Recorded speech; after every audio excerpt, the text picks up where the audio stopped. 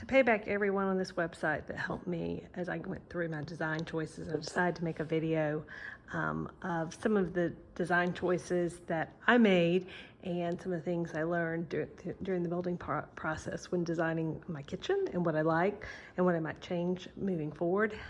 This will probably be a long video because the kitchen was really the most important thing to me. But I do love my kitchen, and I love it despite the fact that I had a cabinet designer that was not the best cabinet designer. I had to fight tooth and nail to get everything I wanted and to get all the details. So I just thought I would just kind of do a video to kind of show you some of the design choices I made and some of the different options that I found. And maybe that'll help someone here as you're going through the building process.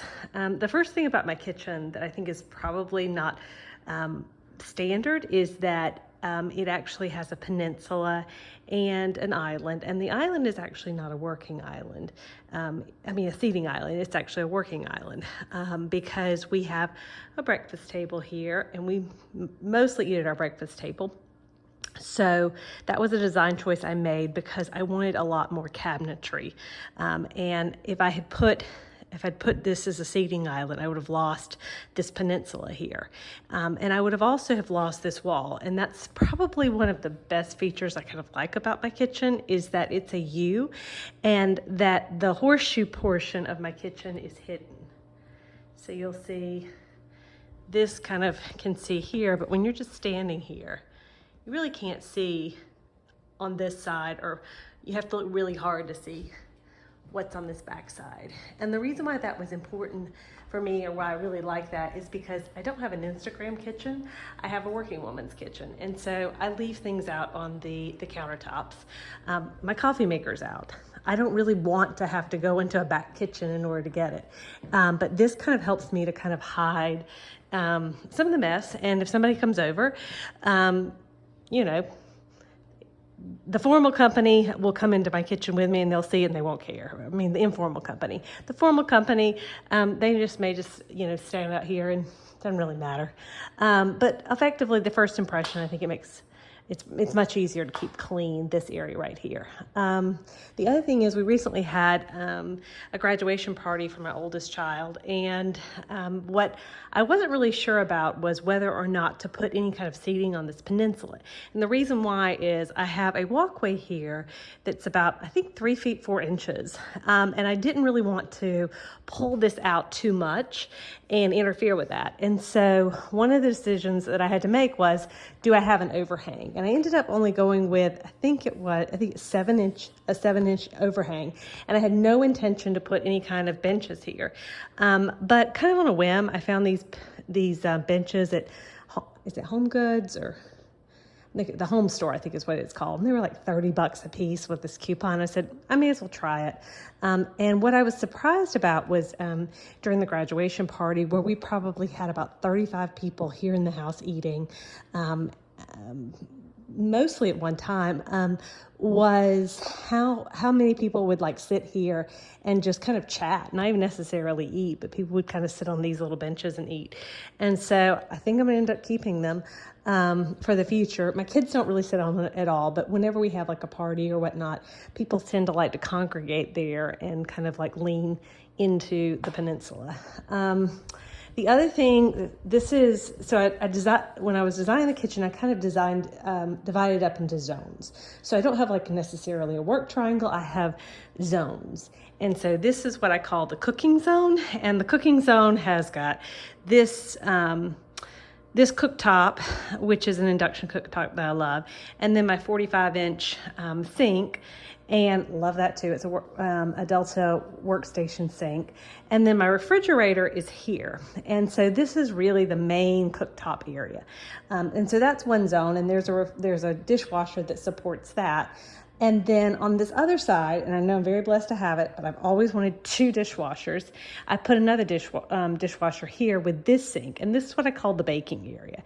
And the baking area supports the double oven, and there's actually some baking things in here in the microwave. But this sink kind of supports that, and because my refrigerator is centrally located, basically that refrigerator serves this entire space, and so that actually works well to have those two different zones.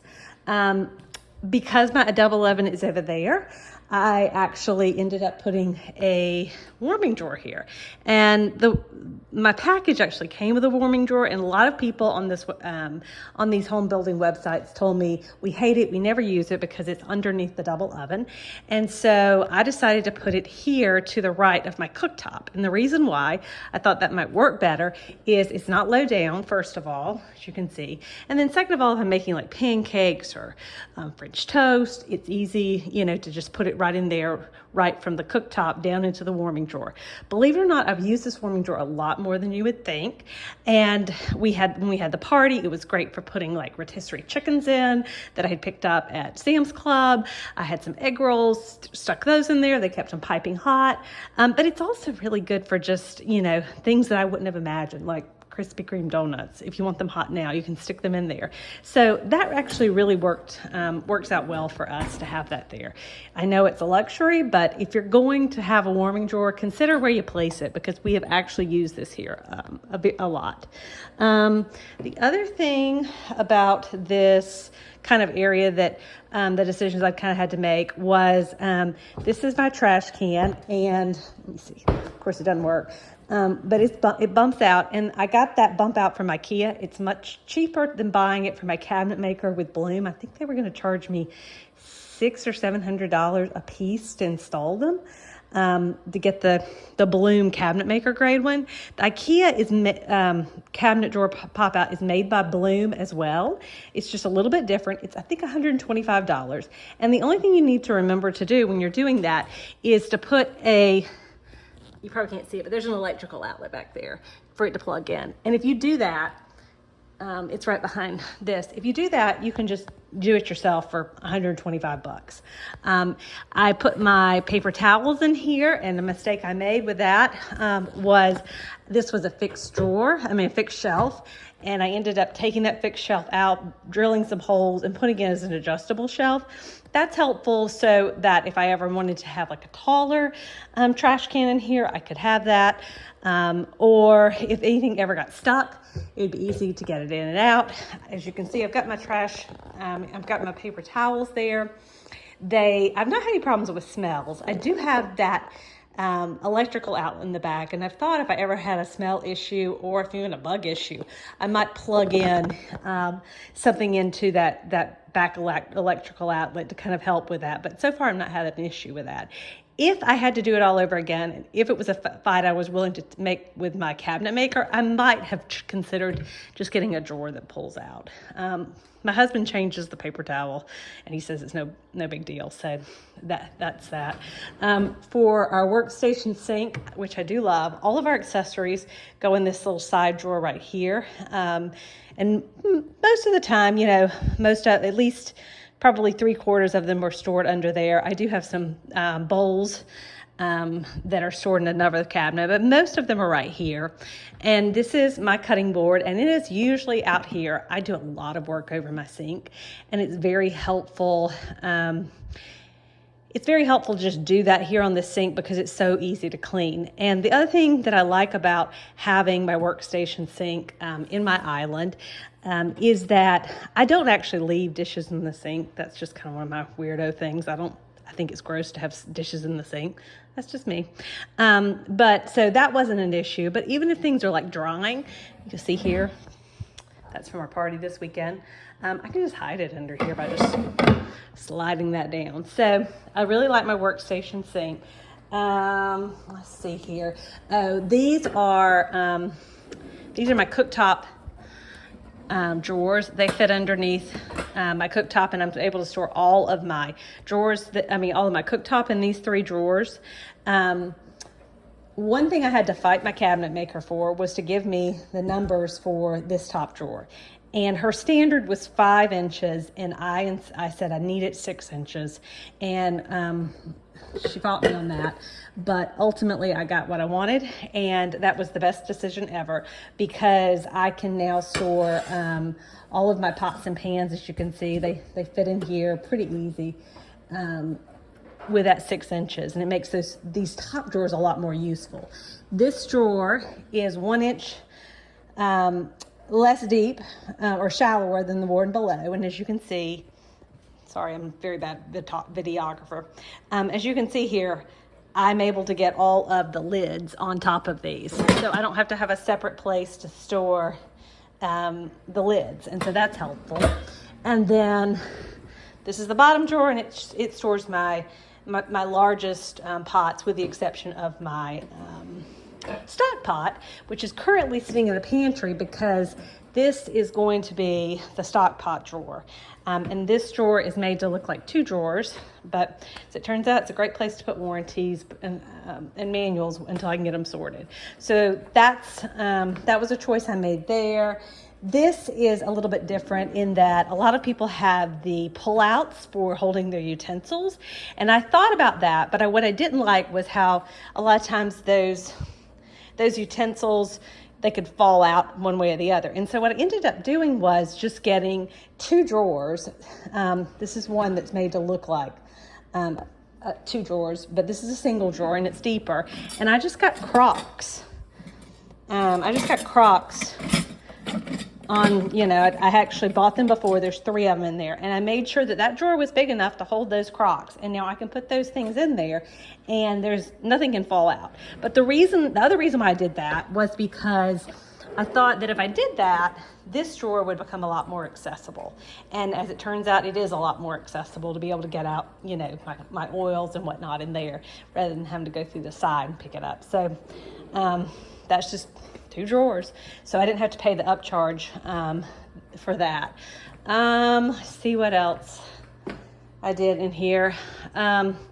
This is something that I've had for a very long time. I actually came off of the water line for my refrigerator, and that supplies a water for my cooktop. I will just say that I've been very stressed, and I have accidentally forgot to turn it off twice since we've been in this house. So I've got these little Govee water detectors now to save me from myself, and I put it in this tray, and that's why that's there, because I've lost my mind during this build. We recessed this refrigerator.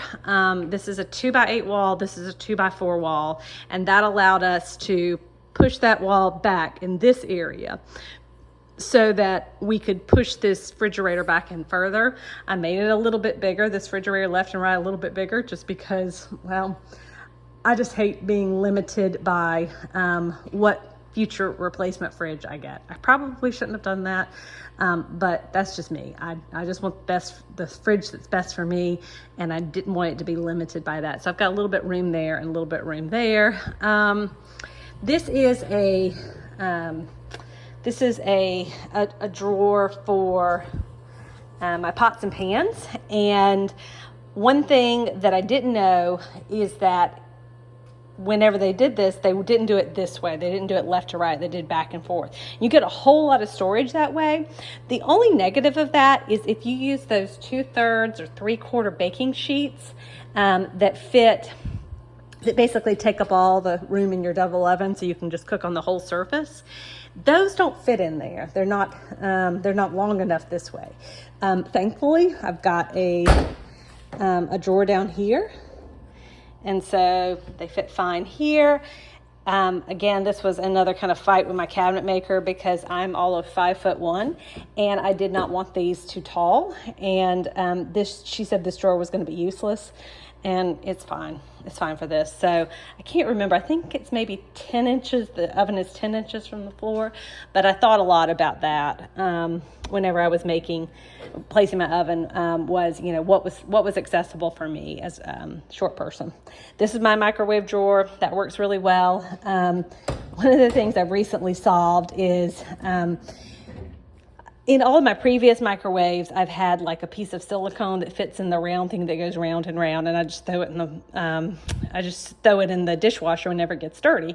And I couldn't find anything. And if you go on Amazon, there's actually some silicone like rolls that you can buy, and I have now cut that out to fit this square. I think it's a perfect square. And now I can just throw that in there, and that was really easy. So consider something like that. Underneath the microwave drawer is another drawer that's kind of deep, and that really is great for holding just things that are kind of taller, my chopping things like that. This is a triple drawer that's, I think it's 42 inches wide. And I really thought, is that going to be too wide? And I can tell you, no, it is not. It is great, and I love it for this one reason.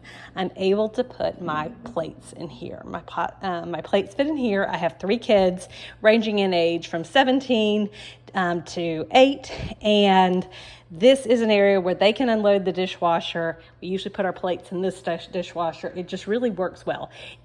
I have the Bloom heavy-duty drawer slides, and I would highly suggest that because this is a lot of weight. If I had to do anything else, I would probably put a support here in the middle of this drawer because I worry a little bit over time if it's going to sag, and I may kind of have a cabinet maker kind of retrofit to put something like that in. Again, I've got this 6-inch drawer here, and it's great. Having that extra little bit of depth really allows me to store a lot of things, and so I really like that. This is actually another kind of design choice that's a little different that some people kind of helped me to kind of get my wrap my brain around about different options. I didn't want to make this walkway any narrow. This isn't our main kind of walkway, but it wasn't, I think it was 39 inches is what it ended up being in the end. Maybe it's 40 inches. But one of my concerns was, am I going to not have enough room if I have 2 24-inch cabinets back to back? And what someone suggested was make this a shorter cabinets. And as you probably have seen, I have almost all drawers on every one of my perimeter cabinets, and I love having all drawers.